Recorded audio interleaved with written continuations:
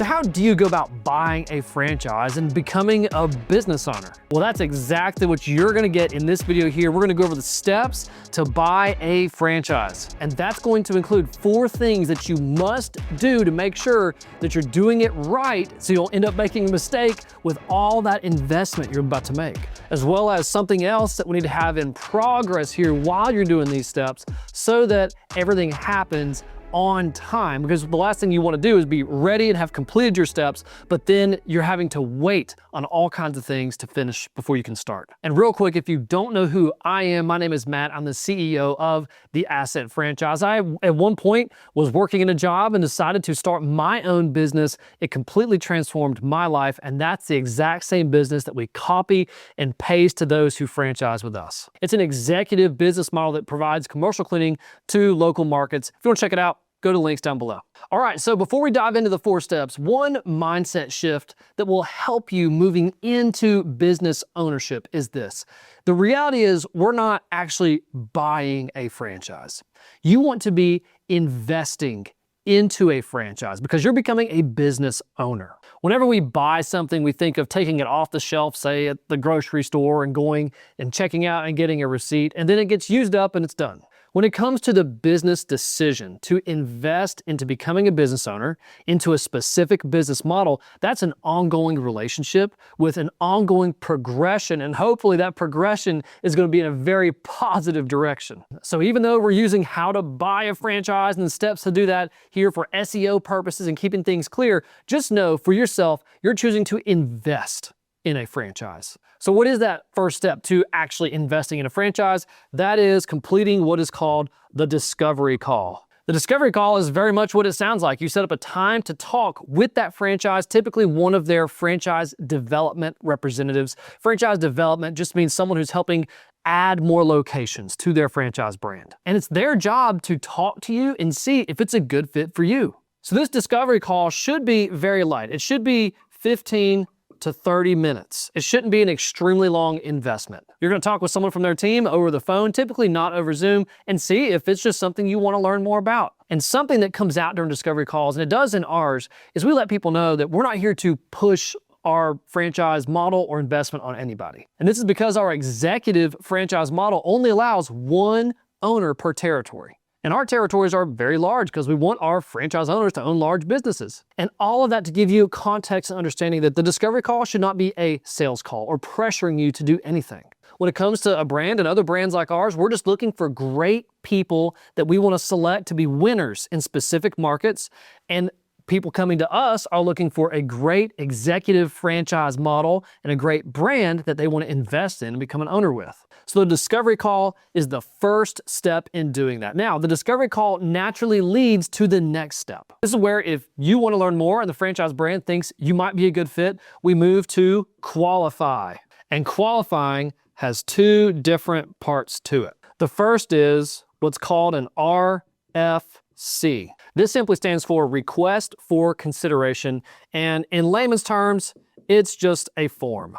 It's going to ask about where you're at, who you are, your background, your financial situation, and anything else that might affect your ability to run and invest and launch one of their franchises. It's not so much like a job application as much as it is making sure that you're healthy enough to do this. And once you submit the RFC, and it may be called something else in a different brand that you might be evaluating, it's going to go to typically the franchise development team or a vice president or someone that's going to review it and make sure that everything is okay. If your information qualifies, then you move forward to what's called the development interview. And again, development just means you're meeting with someone that's higher up in the franchise development team, most likely a vice president, getting qualified through an interview. Now, in our brand, because we're founder-led, I still like to do these and to meet every single person that comes into our brand. So we call this the CEO interview. And really the purpose of this interview is to get practical on what was submitted in the form, to meet somebody and make sure that it's not just a good fit based on the numbers and all the logic, but to make sure that there's culture and we like each other and we would really like to do business together. I want to understand, as far as me when I do my interviews, I want to understand your family, your goals in life, how our business would be a blessing to you. Because ultimately, if our business model isn't going to be helpful to you and really be a blessing to your life, then we shouldn't do it. So that's how you get qualified. And you are then invited into the next step, which is the most lengthy step of investing in becoming a franchise owner, and it is called due diligence. It's here that a franchise brand should lift the hood so that you can see as much as you can possibly see and understand and answer all your questions that can possibly be asked before you invest. Now, there's going to be 4 things that you should do as a part of due diligence. The first is the franchise should have some sort of presentations. Most likely they've got 1 or 2 that are about an hour long that's going to give you a higher level and then a closer level view of the business model itself and hopefully generate some questions for you. Next, you have the FDD review. If you're not sure what an FDD is, it stands for Franchise Disclosure Document. And it simply is what it sounds like. It's just disclosing to you and showing you all the potential fees and costs and startup investments, the performance metrics they're willing to share, and anything associated, all the rules associated with running a franchise with that brand. And it's actually required by law that franchises give you the FDD. In fact, they're not allowed to let you invest, or they're not allowed to offer you the opportunity to invest in their franchise until 14 days after you have signed the receipt of receiving your FDD. So you should get a personal copy that you either sign digitally or physically that you then return to them. And that is not a binding contract in any way. It's simply following the rules that we have to give you that document, and we have to have some sort of receipt and confirmation showing that we gave you that document on a specific date at a specific time. So don't worry if they ask for you to sign something, just ask them, is it the FDD? Is it the receipt on that? If they say yes, then you're okay. And the franchise disclosure document can be a lot to look at. So I'm going to link a video down below that actually gives you more understanding and a good walkthrough of what you need to look for inside of an FDD, because that can be a lot of pages, but you can actually skip some specific parts and get a really quick understanding of the franchise. But once you get to actually investing into one, it's a good idea to comb through that in as much detail as you can. But it's good to know what you're looking for at a high level if you're comparing multiple options. So check out the link to that video down below. Next, after the FDD review, they should give you the contact information of specific franchisees, or just open up all the franchisees to you, however you want to go about it, for validation calls. This is when you get to contact specific franchise owners and ask them what their experience has been like. Would they do it again? You can ask things that oftentimes a franchisor cannot get you the answers to. For example, any numbers or profitability not reported inside of the FDD, a franchisor is not supposed to share that. That's illegal. But you can ask specific franchisees how their specific business is doing.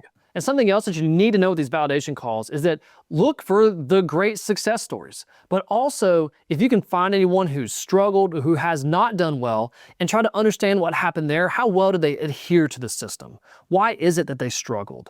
Are they someone that maybe shouldn't have invested in the first place? And then compare that to those who are successful and see if it's a system problem or if it's more of a personal problem. So don't be immediately alarmed if you have anyone who hasn't had the best experience. You just want to get insight from that and find out, is it something that means you shouldn't invest, or does it just guide you in a better direction with that specific brand? Okay, and then the final part of due diligence is what's called Discovery Day. Up until this point, everything can be virtual and over the phone from anywhere.